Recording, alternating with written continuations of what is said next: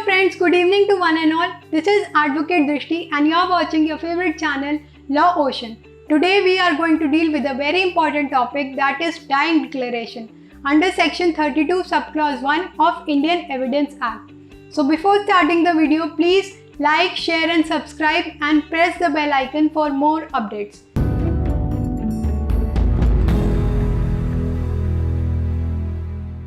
So starting with the video, सबसे पहले हम समझते हैं कि 32 सब क्लॉज 1 की असेंशियल्स क्या हैं. What formulates the essentials of 32 sub clause 1, जिसमें डाइंग डिक्लेरेशन के बारे में बात की गई है. सबसे पहले असेंशियल है कि statement by the alive person.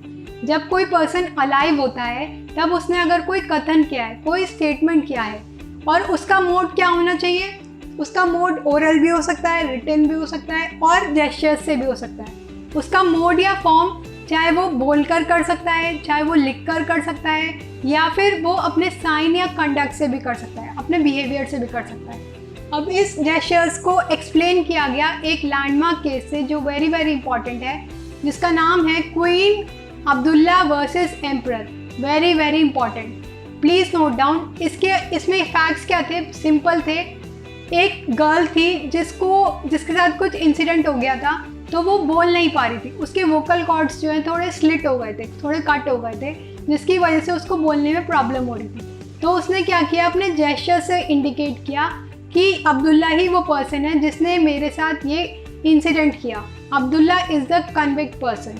So Abdullah को सज़ा मिली इस केस में, और माना गया कि डाइंग डिक्लेरेशन जेस्चर से भी हो सकता है, इंडिकेट करते हुए भी हो सकता है, जब आपके पास गिवन सर्कमस्टांसेस हैं. तो इसने इस वाले केस ने इस केस को बढ़ा दिया, थोड़ा स्कोप इसका एक्सपैंड कर दिया. इसके अलावा हमारी नेक्स्ट कंडीशन है कि डाइंग डिक्लेरेशन में ये बहुत ज़रूरी है कि जो स्टेटमेंट आपने किया है वो कॉज ऑफ डेथ से रिलेटेड होना चाहिए. मतलब एक्सप्लेन करना चाहिए कि आपकी डेथ किन सर्कमस्टांसेस में हुई, या फिर reason behind your death explain करना चाहिए. आपकी मृत्यु का कारण क्या था या परिस्थितियाँ क्या थी जिससे आपकी मृत्यु हुई, राइट.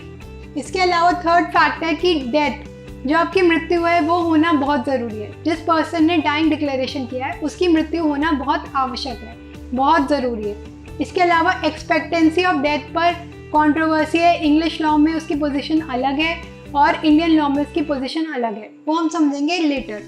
उसके अलावा हमारे पास कुछ और कंडीशंस हैं, जैसे पर्सन जो है वो डेड हो चुका है, जैसे मैंने आपको बताया कि पर्सन एक्सपायर हो चुका है. इसके अलावा नेक्स्ट कंडीशन है कि पर्सन जो है वो मिल नहीं पा रहा है. हमने बहुत कोशिश की, ही इज़ नॉट फाउंड, ही और शी इज़ नॉट फाउंड. इसके अलावा इनकेपेबल हो गया है, मतलब वो इतना वीक हो गया है, वो समझ नहीं पा रहा है, इंटॉक्सिकेटेड स्टेट में है, या उसकी मेंटल फैकल्टीज़ जो हैं वो थोड़ी कमज़ोर हो गई हैं, जिससे वो समझ नहीं पा रहा है कि उसके साथ क्या हुआ, तो इनकेपेबल हो गया है. या फिर हमने उसे बहुत ढूंढने की कोशिश की और हमें बहुत एक्सपेंस लग रहे हैं, या फिर बहुत देरी हो रही है. तो ये कुछ 4 कंडीशंस हैं जो होना ही होना बहुत आवश्यक है 32 सब क्लॉज 1 के लिए, इन कंडीशंस के अलावा. इसके अलावा हम नेचर जान लेते हैं. Nature of dying declaration 32 sub clause 1 के लिए इसकी नेचर क्या होती है, उसकी प्रकृति क्या होती है. अब 32 सब क्लॉज 1 जो है वो एक एक्सेप्शन है हियर से रूल का, जो 60 में दे रखा है, जो हम आने वाली वीडियोज़ में डिस्कस करेंगे कि हियर से रूल क्या होता है. प्रीलिम्स में कई बार पूछा जाता है कि हियरसे का एक्सेप्शन क्या है. 32 sub clause 1 dying declaration is the exception to hearsay rule. अब उसका रीज़न क्या है, क्योंकि 32 सब क्लॉज 1 जो है वो एक डॉक्ट्रिन ऑफ नेसेसिटी है, आवश्यकता का सिद्धांत. अब इसे ऐसा क्यों बोला जाता है, क्योंकि जब पर्सन मर चुका है तो हमारे पास कोई भी ऑप्शन अवेलेबल नहीं है जिससे हम माने कि हमारे पास कोई एविडेंस है. तो जो भी पर्सन ने लास्ट कहा था मरने से पहले, तो हम वही मानते हैं आवश्यक एविडेंस, नेसेसरी एविडेंस, वही माना जाएगा, एडमिसिबल होगा एज डाइंग डिक्लेरेशन. इसीलिए इसे डॉक्ट्रिन ऑफ नेसेसिटी बोला गया. इसके अलावा मैक्सिम है नेमो मॉनिटर्स प्रिजम्प्टर मेंट्री. प्रीलिम्स में एंड नंबर ऑफ टाइम्स पूछा जाता है कि ये मैक्सिम किस प्रोविजन से रिलेटेड है, तो आपको ये लिखना है. इसके अलावा मेंस में भी आप लिख सकते हैं तो अच्छे मार्क्स मिलेंगे. और ये मैक्सिम दिया गया था जस्टिस मैथ्यू अर्नोल्ड ने. तो इसमें ये भी ध्यान रखिएगा. इसका मतलब क्या होता है, जब भी हम अपनी परमात्मा से मिलने जाते हैं तो हम हमेशा लास्ट टाइम में कभी भी झूठ नहीं बोलते. Truth sits on the lips of the dying person. हमारे मुंह पर ही अपने आप सच आकर बैठ जाता है. एंड टाइम पर हम हमेशा सच बोलते हैं और कभी भी झूठ नहीं बोलते, कभी भी हम फॉल्सली इम्प्लीकेट नहीं करते किसी को, और हम हमेशा उस टाइम बिल्कुल प्योर होते हैं क्योंकि हम अपने परमात्मा से मिलने जा रहे होते हैं। तो हम किसी को फंसाने की कोशिश भी नहीं करते। हमारा स्टेट ऑफ माइंड जो है वो थोड़ा बदल जाता है, हमारी कॉन्शियस जो है वो थोड़ी हाई लेवल की हो जाती है। जैसे जब हम जिंदा होते हैं तो हम हमेशा पैसों के बारे में सोचते हैं या अपने एम को अचीव करने के बारे में सोचते हैं, लेकिन जब हम मरने वाले होते हैं या आशंका होती है हमारे दिमाग में कि हम मरने वाले हैं, तो हमारा स्टेट ऑफ माइंड बदल जाता है और हम हमेशा अच्छा सोचते हैं, जिससे हम हमेशा सबके लिए अच्छा कर सकें। इसके अलावा हम कभी झूठ नहीं बोलेंगे, और ये सब बता दिया। हम किसी को ट्रैप नहीं करेंगे अननेसेसरी, और कॉन्शियस लेवल भी हमारा उस टाइम बहुत हाई होता है। तो ये एक तरीके की ओथ की तरह होता है, मतलब शपथ की तरह लिया जाता है। इसकी जो रेलेवेंस है बिल्कुल शपथ की तरह ली जाती है। इसके अलावा हम इसे बहुत इम्पॉर्टेंट मानते हैं। उसके अलावा इंडियन या इंग्लिश पोजीशन इसकी क्या है? अब इंग्लिश में माना गया है कि ये खाली क्रिमिनल में एप्लीकेबल है, जबकि इंडियन में माना गया है ये सिविल या क्रिमिनल दोनों में एप्लीकेबल है। इंग्लिश में माना गया है कि डेथ का होना बहुत आवश्यक है, जबकि इंडियन में माना गया है, इंडियन पोजीशन में माना गया है कि चाहे आपकी डेथ हुई हो चाहे ना हुई हो, ये ज़रूरी नहीं है। इसके अलावा आप किस केस को कर सकते हैं? To whom the dying declaration would be relevant. अगर आप मैजिस्ट्रेट को करेंगे तो उसकी सबसे ज़्यादा इंपॉर्टेंस होगी, अगर पुलिस को करेंगे तो उससे कम होगी। इसके अलावा अगर आप डॉक्टर को करेंगे तो उससे लेवल कम होगा, और अगर किसी थर्ड पर्सन को करते हैं जो रिलेटिव है या फ्रेंड है तो उसकी एविडेंशियरी वैल्यू थोड़ी कम हो जाएगी। तो हम एविडेंस के रूप में डाइंग डिक्लेरेशन किसी को भी कर सकते हैं। इसके अलावा इसका स्कोप, अब इसका ज़रूरत क्या है, इसका स्कोप क्या है? तो स्कोप में हमारे पास दो केस हैं, पकाला नारायण स्वामी वर्सेस एम्पर। पकाला नारायण स्वामी वर्सेस एम्पर, जिसमें थे जस्टिस एटकिन। अब इस केस में बेसिकली फैक्ट्स क्या थे? एक लेडी थी, उसका हस्बैंड था, तो उसके पास एक लेटर रिसीव हुआ दूसरी पार्टी से कि आप आइए और अपना अमाउंट जो है वो लेकर चले जाइए। तो उस मरने से मतलब उसके पास जाने से पहले हस्बैंड ने अपनी वाइफ को बता दिया कि मैं पैसे लेने जा रहा हूँ क्योंकि मुझे लेटर्स रिसीव हुए हैं। तो वो चला जाता है और 2 दिन बाद उसकी डेथ हो जाती है, मर्डर हो जाता है। तो मरने से पहले जो उसने अपनी वाइफ को स्टेटमेंट किया था वो रेलेवेंट होगा एज डाइंग डिक्लेरेशन, क्योंकि हमारे पास और कोई एविडेंस नहीं है। तो इस केस में बेसिकली यही बोला गया और इसे अप्रूव कर दिया गया। Palwinder Kaur versus Punjab, Supreme Court ने इसे अप्रूव कर दिया।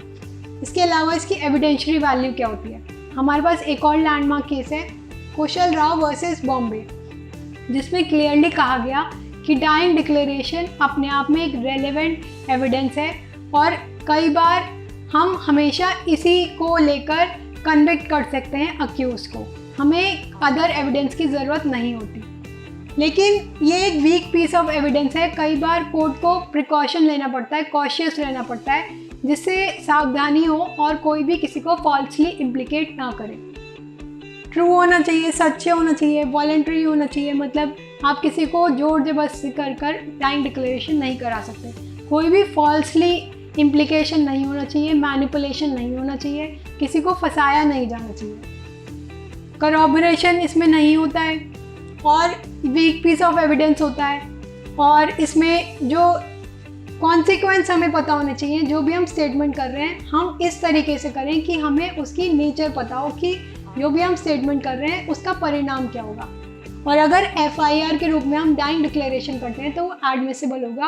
प्रीलिम्स में एंड नंबर ऑफ टाइम्स पूछा जाता है, जिसके पास हमारे पास केस है state of Punjab versus Balbir Singh, जिसमें FIR अपने आप में रेलेवेंट है डाइंग डिक्लेरेशन। इसके अलावा हमेशा सीरीज़ में होना चाहिए, कभी भी कोई टाइम गैप नहीं होना चाहिए और हम कभी भी मैनिपुलेट ना करें उस स्टेटमेंट को।